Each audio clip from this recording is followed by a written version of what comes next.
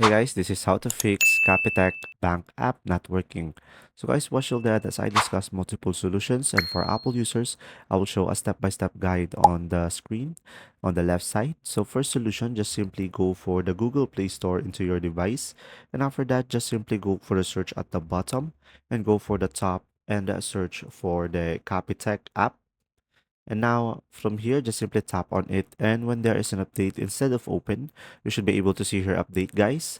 And just simply tap on the three dots on the top right and make sure to enable the auto update.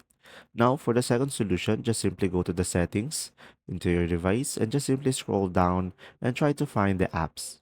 And after that, just simply go for the Capitec over here and just simply tap on it and then go for the storage and go for the clear cache, and you should be able to fix it.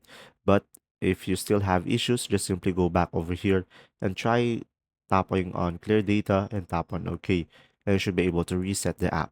Now for the third solution, just simply hold the app and just simply tap on uninstall and tap on OK, and just simply go back to the Google Play Store and reinstall it back again into your device. There you go. See ya.